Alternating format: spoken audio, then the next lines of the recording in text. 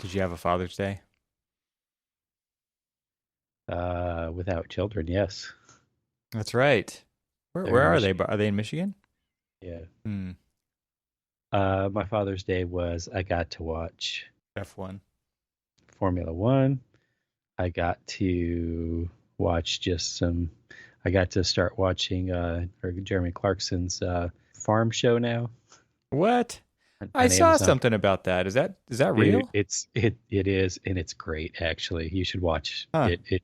It's Oh. I mean, you watch Top Gear, right?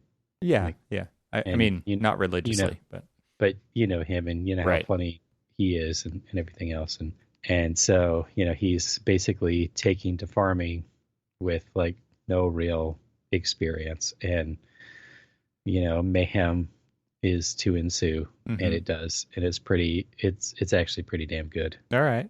Cool. I could Um, probably use some of that. oh yeah, yeah, uh, it's both kind of like it's funny, and it also just kind of, yeah, it's good. Sweet. No. And then two of last year's Formula One drivers who lost their rides at the end of last year. One of them, had ended his career in Formula One in kind of a fiery crash. He healed from his wounds and is now driving in IndyCar. Hmm. And then his old teammate was just hired to drive another IndyCar. So I wanted to tune in. What's funny is they're both open wheel racers, Yeah. but you look at Formula One, and there's these beautifully sculpted, cars. I mean, the car itself is just a gorgeous work of art.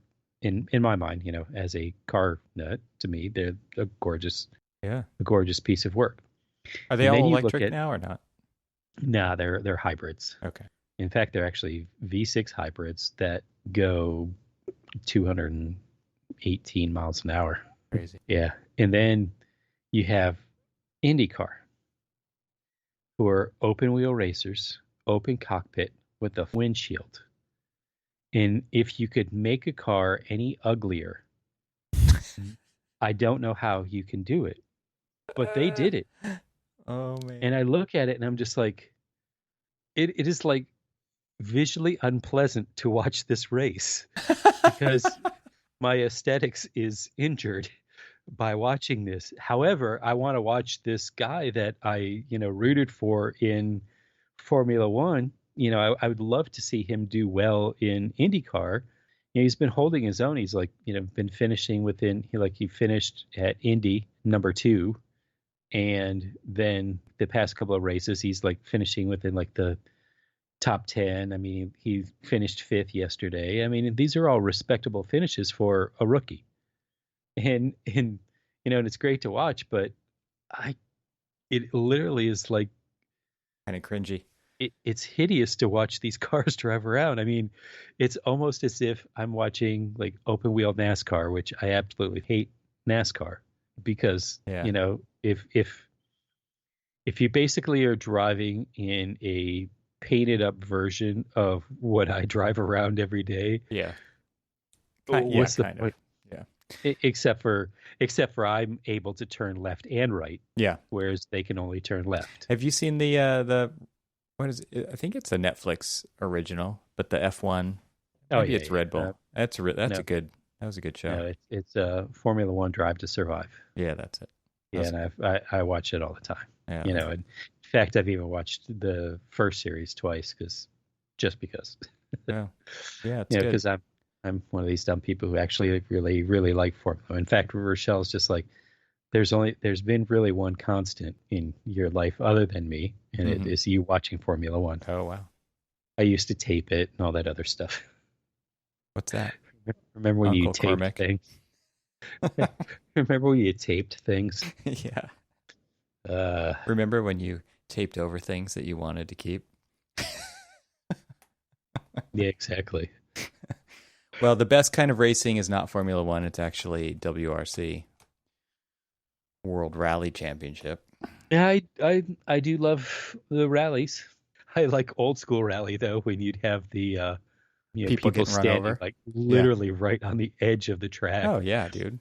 And the Element of danger for the yeah, I crowd was is going to just incredible. say the if I would say that what's more exciting is whether or not Francois is going to move out of the damn way or get hit in the face with a bumper.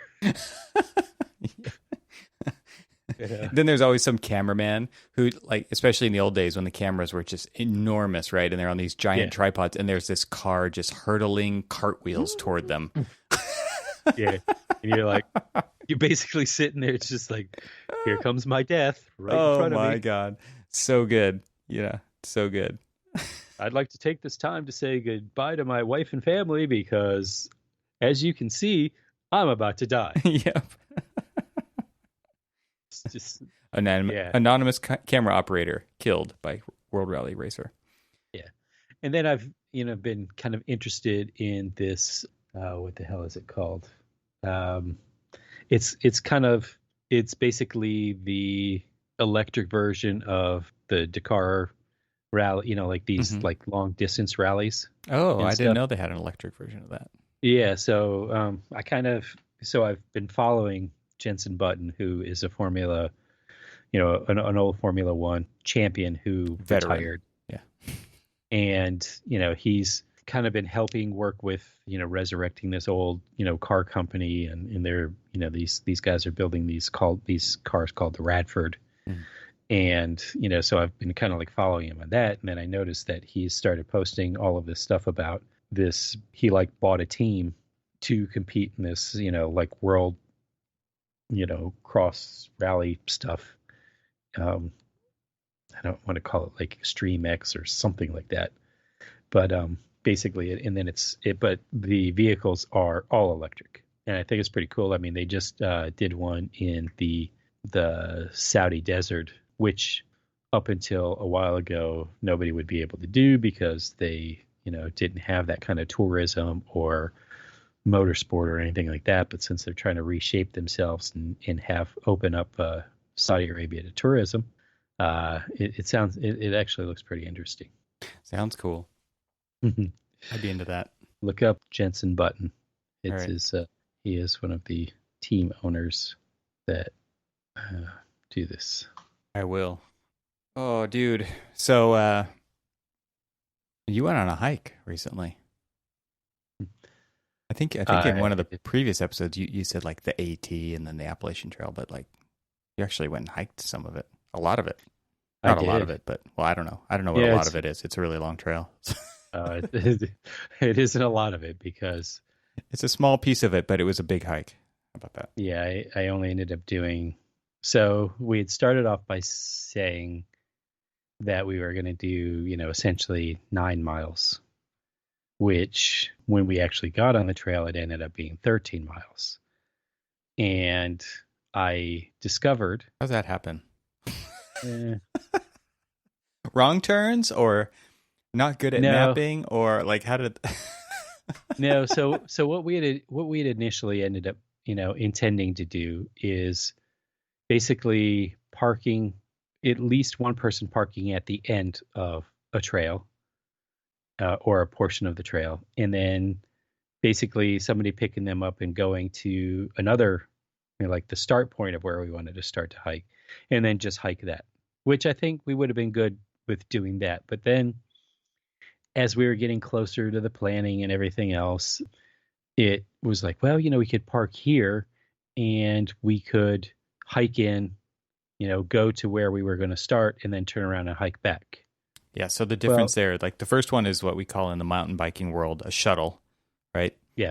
2 cars, takes longer Yep. because you got to drive back to the Yeah. start and all that stuff. The second one is out and back, right? Yeah. So that's what you're talking about. You're going to go out and back to some Yeah. So, predetermined distance and then come back to where you started. yes. Yes. So the first one, where the shuttle version, we were going to basically start at the high point of where we were and then kind of Just work our way down. pound your knees down. Like when you said start at the high point, I immediately think, oh, my knees. Well, yes. So then we decided, oh no, there's this parking lot at the low point, and you'll appreciate this, and we just talked about it in one of our previous episodes, the Harper's Ferry, and so we'll get to that, your trip and all that other stuff in a second. But so as the Appalachian Trail, descends from where we were at for where we were going to start at the shuttle, it descends down, and then it goes down, a bunch of switchbacks, and then it hits the C&O Canal, the Chesapeake and Ohio Canal, which is just this long canal system, very much like the Erie Canal, where it connects Cumberland, Maryland, all the way down to Georgetown in Washington, D.C. For the purpose of like moving goods and stuff, right? For the purpose of moving goods, because it parallels the Potomac River, but the Potomac River is too unstable. There's a lot of places where you really can't get shipping through that area, Mm-hmm. not through it, but it's just rapids and rocks and all that other stuff. So Sure. they built the canal next to it, which is fantastic. But then you have that little small flat, and then you go into Harper's Ferry, and then that's kind of the center point. And then the center point of the Appalachian Trail, kind of between its starting point in Maine to its end point in Georgia, that's kind of the midpoint. And so, as I said, we were going to start from the upper point and then kind of like, descend down. And they decided, well, if we park here, we can ascend and then turn around and descend. Mm-hmm. And I'm thinking to myself, I guess that's okay. I've been How hiking bad could it these. be? That's what you say. How bad could it How be? bad could it be? So you said the downhill, you're thinking, oh, my knees. Right. Well, Cormac was thinking on the uphill, oh, damn, my lungs. Yeah. It's because, okay, I'm not as fit as I should be. Let's just throw that out there. I mean, I've been hiking like what seems to be pretty religiously, at least, 3 times a week since January. It's like your only outlet. Yeah. This is what you go It is do. totally my only outlet. It is because I can socially distance from people, because the trails that I go on are very, very sparse with people. I mean, there's rarely anybody I run into, and especially now that I've decided that I'm going to like hike either in the really early morning or late in the evening, just before sundown. I basically, I've got the trail to myself, and so but I mean, it's not a very long trail, but it has a lot of like inclines and declines, and it's rocky trail and flat trail. I mean, you hiked it with me. Mm-hmm. The little trail. It's not a very long trail, but it's a good, comfortable one. And when I want to get distance, I'll actually like hike that a couple of times. Like do a couple of loops, like I did last night. I ended up doing 3 loops around, to try to like total up to it's just about 6 miles. But again, it's not it's not terribly challenging. It's just a I kind of consider it just a good, moderate, just kind of like keep yourself moving kind of trail. Yeah, it's the go-to. There you go. Yeah. Yep. And so we hike this, and I'm hiking with a dude who boxes and runs and all this other stuff for his fitness program. And then I have the other guy who is a long distance cyclist. And he's like, oh, well, I mean, so we met up at the parking lot waiting for the one guy who was always perpetually late. Figured he was going to be late. So we're sitting there, we're chatting and waiting for him. And the cyclist, he's like, yeah, I knew that we were going to be hiking today, so I just did a light 72 miles yesterday. I only rode 72 miles so that I could be fresh for today. Is exactly what he meant. Did you stab him with your eyes at that point? Like, yeah. And I, gave him the single figure salutes and all. Like, really? So I knew I was in for it, because he's just like, well, you're like, I'm coming in third. Oh yeah, I definitely came in third. But so one, I knew that, I kind of like pre-warned them. I'm like, look, my pace is usually around like, 2.4 to 2.8 at best miles per hour, on terrain. And, all On the that it train that does you're used to hiking, right? on the terrain. Well, actually, I usually average about 3.2 on that, but, on some more slightly difficult ones, it obviously tapers down. And so, he's just like, oh, that's okay. I'm only, I only average about like, 2.8 or something. I'm like, all right, well then, maybe we're on average. Of course, we're not, because you just rode 72 miles as a light workout. A warm up. Massive air quotes there. And so first we have to do this quick ascent, which is a lot of switchbacks, very steep. It goes to this overlook that overlooks Harper's Ferry. And so it's basically, let's just say if we were starting at zero, it was a 700-foot, ascent like that. And of course, they're good to go because they're fresh. And so they're like clipping up pretty quickly. And I'm, trying to stay, step for step with them. And I'm doing a pretty decent job until my heart's just like, dude, seriously, this is what we're doing this early in the morning? It's 6 o'clock. You stop drinking coffee and you're going with this? It's like a sprint, and you're like, What the? Yeah. They're like, what the hell? And so, body does not capitulate. Body was like, nah. And then I found out one thing, that as much as I love my ultras, because they're so light and thin, which is great for, again, my little trail, mm-hmm. but that trail is all rock. Like the whole damn way, it's all rock. Right. And I'm feeling it like poking through my shoes the whole damn time.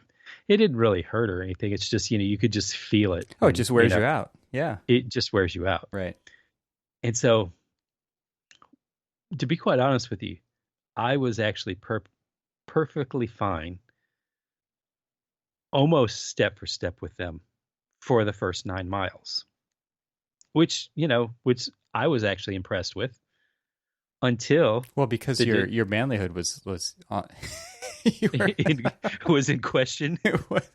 Yes. Well, I mean, that could be that as well. Yep. And so then we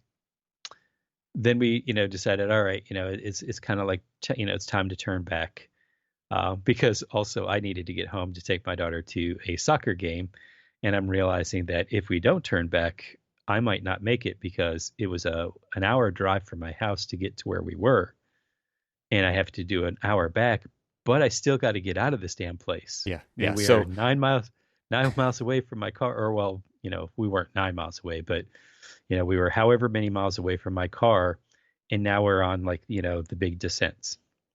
So I think we have to pause right here and say, like, this conversation is never going to get to architecture.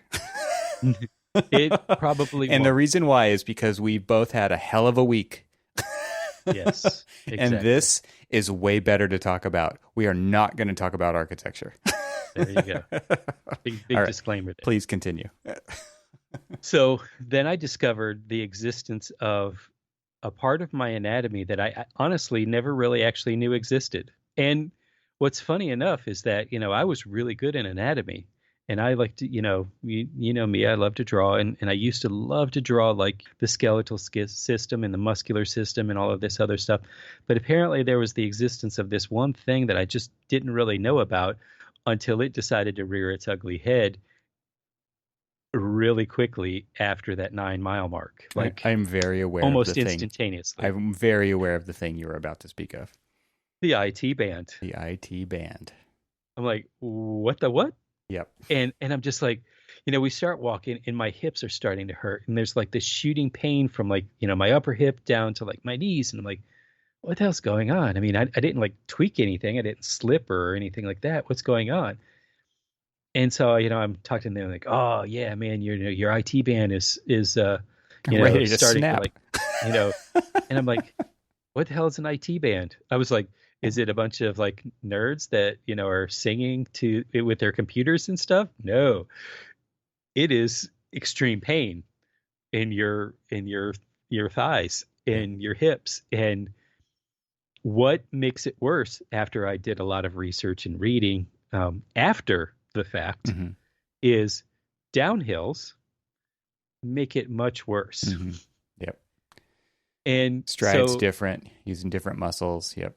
Different tendons. fast fast forward, we did the equivalent of 700 flights of stairs. Mm. And of course, I might, like my hike is the equivalent of 28 flights of stairs, according to the Apple Health app. So just a couple more.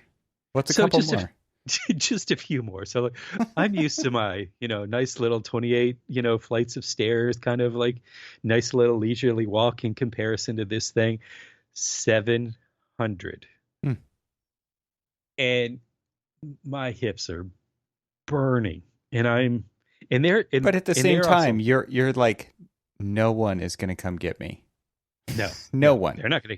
They can't carry me To out. me, that's like the real instinct kicks in, and Exactly. because I have Oh yeah. I have a similar story to this, right? And it's like, I need to get myself out of here, because if Oh I yeah. don't Yeah. get myself out of here right now, no one's coming to get me for a very long time. Like, they actually Yes. might come tomorrow. Yeah. Exactly. Exactly. Tomorrow. And so of course, like, and then for some reason, every time I would like, like do steps, my legs started to cramp up, like, the seizing cramps, not just the, oh, I got a little cramp in my calf kind of thing. No, no, no. Like seizing up where you're literally watching your muscles contract and like depress in. And you're looking at your legs like, what the hell's going on here? Not in control of the muscles. Yeah. Not in control of the muscles at all. And I'm like, all right, so I'm starting to reject this whole, like, 9 miles is my limit apparently, or at least now currently Mm-hmm. it's my limit. Yeah. Because we didn't stop. I mean, we were like nonstop the whole time, and yeah, I had water, but No refueling otherwise. Huh. no real refueling. And so, That's a good um, lesson to learn right there. a very good lesson. And so, one other thing that we had noticed is as we're on the downhill, they're asking me, they're like, "Hey man, are your hands like swelling up?" Because they're like walking with their hands up over their heads. I'm like, are you doing like the YMCA? What's going on here? Like, why are you guys, hiking with your hands over your head? And apparently their hands started to puff up. And I'm looking at my hands, and my hands are fine. And then at the 2 miles remaining mark, I look down, and we're all like, going downhill.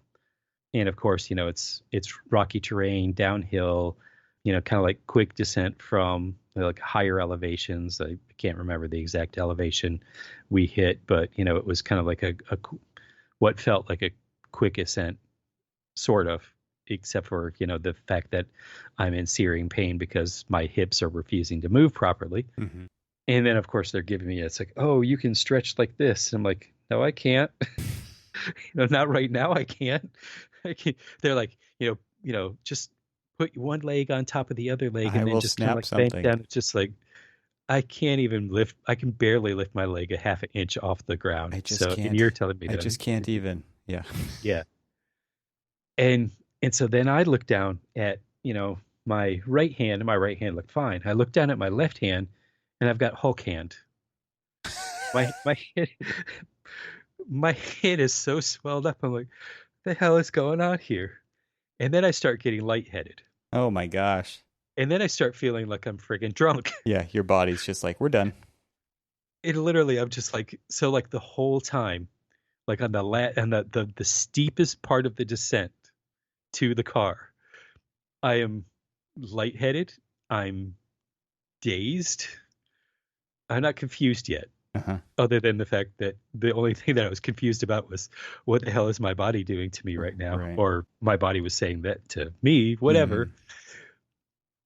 And so when we finally got down to the bottom, I look at the time. I'm like, oh crap, I've got an hour and a half before I've got to get started Magdalena's game. So, like I drove all the way down to the house, basically calling her up, say, hey, get ready. We're gonna just jump in the car and I'll get you to your game. And we literally got there just at the same time as like the coach showed up. So thankfully we made it on time. But because of thankfully the soccer field that they were playing on was right next to, I mean, like right next to the parking lot. And I sat there, I told her, I'm like, I'm watching from the car. Yeah. I'm not moving. I can't move. I'm watching from the car. And I basically sat in the car with the heated seats on, and, and it was 90 degrees outside, and I still had the heated seats on so that I could like just relax my muscles. So I was So just like, was it fun in retrospect or not? yes, it was actually a blast, to be quite honest with Interesting. Yeah, because, this is the definition of type 2 fun. you. Yeah. Type 2 fun is miserable when it's happening. It was miserable, but you know what? It was great because honestly, You learned a like lot about yourself. when I went to I learned a lot. I learned about my limits at the time, and then of course they were just like, watch, you're gonna come out, you're gonna come back out here and train, and then the next time we come out to hike with you, you're gonna kick our butt. I'm like, yeah, that's probably what I'm gonna do actually. Maybe. I mean, the hardest thing about this is that it's hard to enjoy it when it's happening, when it's a total sufferfest, right? It's like, hey, this is terrible. I can't wait for it to be over. Well, so then, I listened to you, and you were talking about, the game changer of the trekking poles and stuff. And so after the fact, I got some trekking poles. Yeah, I think you ordered them before you went, but they weren't there in time. Yeah, so exactly. So you missed out on that. Yeah. They literally came 2 days later, and I was just like, sure, thanks. And, so I've been using them to try to get used to them. I mean, I actually, honestly, they've like, I don't know if this is exactly what they're supposed to do, and maybe you can tell me differently, but so like the hike that you and I had done when you and, did my little hike, since I've been using the trekking poles just to more or less get used to them, I kind of feel a little ridiculous using them.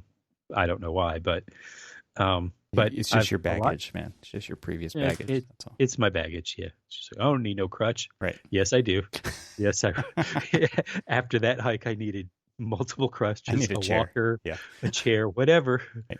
Motors. I need electric motors. Honestly, they're awesome. Yeah. And I'm actually quicker on my, so like the other day, I, like I said, I was averaging like, between like 2.4 and 2.8 on, some of these. I, checked the health app, and it said I was doing a 3.6. Wow. I'm like, that, I mean, yes, I will thank the mountain that kicked my butt.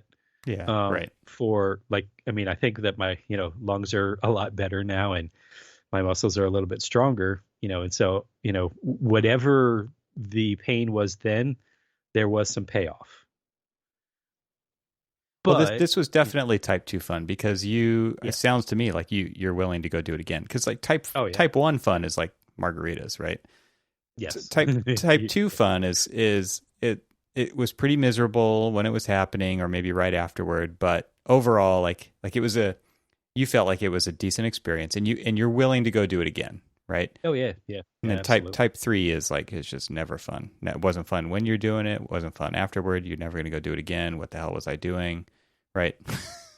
So this was pretty firmly in the type 2 category. Although I will say that, so my wife's been joining me on some of my detox from the day kind of hikes, is what I sort of call them. Totally. And daily medicine. Yeah, exactly. And we have discovered that on the way back, there is a bar in Potomac, Maryland. Because you have to celebrate the wins. Exactly. Yeah. So there is a type 2 fun that is punctuated by a type 1 fun, which is the margaritas. Which is a great combo. Yeah. Exactly. That's so funny. And so, they've got great steak tacos and margaritas. Perfect. That's a reward. You got a reward. Yeah, totally. This episode of the Archispeak podcast is supported by Twinmotion. What if you could visualize your building in a couple of clicks, remove months from the design process, or create a bridge between stakeholders to solve problems before they even come up? Well, our friends at Twinmotion offer simple, real-time visualization for architects. Their state-of-the-art technology lets you view and edit your scene on the go in the same pixel-perfect quality as the final rendering. Twinmotion seamlessly integrates with other tools like SketchUp and Revit, transforming your BIM or CAD models into high-quality images, panoramas, standard or 360-degree VR videos, or presentations. It's no wonder it's used by industry leaders like Zaha Hadid Architects and HOK. What's more, you'll have access to Quixel Megascans, the world's largest library of 3D assets, to populate your scene. They're absolutely incredible. Sound complicated? Well, what if I told you that Twinmotion enables anyone to present their biggest ideas in the easiest way possible, regardless of previous CG experience? Or that it uses drag-and-drop assets and the power of Unreal Engine to truly differentiate your projects? To learn more, visit twinmotion.com, or you can download a free trial today and visit our exclusive URL, which is twinmotion.link/Archispeak. That's twinmotion.link, not .com, people, .link/Archispeak. That's twinmotion.link/Archispeak to try Twinmotion for free. And now back to our conversation. I had a similar experience a few years ago. I mean, it was probably 2016 now. I don't know, something like that. But a friend of mine and I went and did, with a group of other kind of adventurers, this slot canyons in Zion National Park. Mm. And for this particular day, it was called Birch Hollow, the canyon that we did. And you drive way up to the East Rim, like 45 minutes to an hour up on this, up the highway, then onto a dirt road. And then you go back and you park your car and you just start walking down a ravine. And then pretty soon it turns into slot canyons, because all of these canyons basically lead into the narrows of Zion National Park. And you go through these amazingly beautiful slot canyons that you've got to rappel down. You got to have special gear. You got to know what you're doing. You got to know how to rappel and all this stuff. But you get to see things that hardly anybody gets to ever see in Zion National Park, if anywhere else, right? And so you're going down these super narrow, multiple 100-foot tall, 200 or 300 feet tall, some of these slot canyons. And they look just like how you picture when you hear the word slot canyon. I mean, it is like they can be as narrow as a foot across. Typically, they're wider. Obviously, you can get through them, and but they kind of snake their way up, and you can sometimes see a little bit of daylight, and sometimes you can't, right? Because these are carved by water, and so you're going down these amazing things, and like you, this particular one was 14 miles long total for the whole day, one way. You never turn around and go back up the slot canyons. You just go down slot canyons. And you end up in the Narrows, which is, a multi-mile hike in the water, and it's all wet, slick rocks that some of them are, they call them baby heads. They're tiny. They're like the size of a wine glass or maybe a little bit bigger, and they're slick and they're loose. And so your ankles and your feet get a crazy workout, the whole day. Because you're just walking through that. And this is after you've done the slot canyons, you've done all the rappelling, you've jumped off the waterfalls to get down to the next level, and you're wearing a wetsuit, and it's 120 degrees outside, but the water's 40 degrees. And so you've got to wear a wetsuit because you're going to freeze in the water, and then you kind of swim through a pool, and you just keep hiking. And it's amazing. Like, it's incredible. And you get to the point, like I got to the point where my toes had been hitting the ends of my boots for over 10 miles because I just had the wrong pair of boots that day. And it's like, okay, I know I'm losing these toenails, right? And my knees are killing me. They're just dead. And my ankles are killing me, and etc. Like, many people lost lots of toenails that day, and nobody got hurt. But it was very much like this is a sufferfest, as I said earlier. Yeah. And you get to the point where you're just like, I've had 8 Advil or ibuprofen or whatever, and it's like, it's not getting any better, right? I mean, I know that that's terrible for your stomach lining. I know it's terrible for lots of reasons, but at some Did you say a Advil or 8? 8. The number 8, okay. Right? Like, because you're just like, it hurts so bad. Yeah. Yeah. I'm glad I have these. Why aren't they doing anything? Right. And my friend Johnny said, he's like, I've never seen you so angry. And it's not like you're outwardly angry, but you're just like, no one's coming to get me. No one. Yeah. Like, and if they are, it's going to be 18 hours from now. It's not going to be in 20 minutes like I wish, right? So it's like, just keep walking, don't stop walking. Because if you stop, you start to cool off. Everything, all the joints start to lock, and you're not going anywhere. So don't stop. Yes. I just remember getting to the end and sitting on a bench waiting for the very last shuttle, because it was after dark. It had been all day long. And I was just like, I cannot walk anymore. Totally. And I still had to go back all the way up to the East Rim and get my car, right? Hopefully not walk. Yeah. So get somebody else to drive you up there, get the car. Exactly. But we did go to eat after we got the car, and it was like 11 o'clock at night. There was one place open, and it's like beers and barbecued ribs. And my friend John has this photo of me, and I look so unhappy. Oh, man. And would I go do it again? Heck yeah, I would. I would go do it again. I mean, I have seen many a picture from the slot canyons in Zion, and it looks absolutely gorgeous. Now you've put a little bit of fear of God in me that I'm not sure I want to. Well, there's that famous movie. What is it? 127 hours or something like that. I can't remember. But the guy basically uses a Swiss Army knife to cut his arm off because he's stuck. He got it lodged in, and it is like, this was the canyon. Like, it's really close to the canyon. I think that canyon was called Mystery Canyon, which is very close to the one that we were in. But it's in Zion. I mean, and there are real dangers. Obviously, you don't go do this stuff alone, right? But that topic comes up as you're suffering.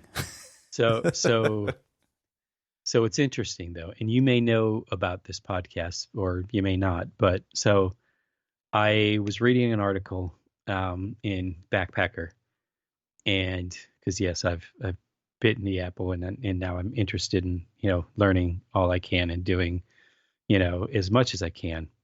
And so I was reading this article, and they said, oh, you could read, you can hear more about this in firsthand accounts on our podcast. And I'm like, ooh, you know me, I love podcasts. I kind of like to do them every once in a while. Turns out, yeah. And so I was like, I got to check this out. And so the podcast is called Out Alive. So you can imagine what the stories are. This is like the book they publish every year on mountaineering and climbing accidents, right? Like, it's just like, I'm going to read about all the things that can go wrong. But it's interesting because it's all firsthand experiences of surviving some pretty, some pretty harrowing adventures that they had. Like a master class in survival. Yeah. Oh yeah. And so the one that I was listening to last night on my hike was about it was a teenager who, this group of friends, basically, I'm assuming probably Boy Scouts, had just been, progressively as they got older, doing harder and harder hikes and canoe trips and things like that. And so they went to the Northwest Territories of Canada, basically way in the middle of nowhere where it's all just, glaciers and stuff like that, to do a 41-day canoe trip. 41 days. Jeez. 41 days. It's like they're exploring the Amazon or something. And they're 17 years old with a guide. And the guide is probably, it sounded like he was in his 20s at the time. And what could go wrong? What could go wrong? And so the episode is called The 29th Day, which marked the day that he was attacked by a grizzly bear. Oh my gosh. And the guide? No, the kid, the 17-year-old kid. Okay. And so, it was the guide who actually, helped save his life after he played dead, after almost being dead, hiking back to the, basically, hiked back and then had to do like a 200-foot descent after being bitten by a bear, punched by a bear, and everything else, and then climbed down to his camp. And of course, he's coming up and he's yelling that he was attacked by a bear, and none of the kids believed him. Yeah, right. until they saw like these big, bite marks in his thigh and all of this other stuff. And, to like kind of piggyback on your story, no one was coming to get him. Yep. And exactly. they had to. No one even knew where he was. And they basically had to. Well, they had a satellite phone that they just, at the time they were just too far away to like it was actually useful. And so when they tried to keep going, with all of this until it got to the point where the antibiotics that they had weren't working because he clearly had rabies, and so they had to like medevac him out of there, and it was pretty insane stuff. But I'm like listening to this on my hike, and of course, here I am and just like essentially in the park woods by yourself. Yeah, in the woods by myself, but and all I hear is like, you've been on this hike with me. You know that there's like deer and stuff running around in there. You hear something. And yeah. And I hear this deer walk by and I'm like, spin around real fast. Bear. Yeah, of course. Like, of course there's not going to be bear, but in my head, right, no, it's a werewolf. Time, yeah. And it'll be a kindred spirit for me then. But but yeah, it was but you really should check. I mean, anybody who's listening should really check that one out. It's really interesting. I mean, listen to another one about them people basically being stuck in an avalanche underneath the snow for, they like give these time limits of like, if you can get to somebody who's completely buried in a snowpack in 25 minutes, there's a X amount percentage chance of survival. And then obviously it goes down every 5 minutes from there, and they're like underneath this thing for 35 minutes and they're in the backcountry nightmare. And, I mean, I hate to say this, that is honestly the one and only reason why I will never ski. I know everybody's, plenty of people who are listening has probably skied before. Not me. Yeah. That's one thing that, I mean, that's just one thing that I just have this. My brother and I have created a small fear. avalanche once. It was freaky. Yeah.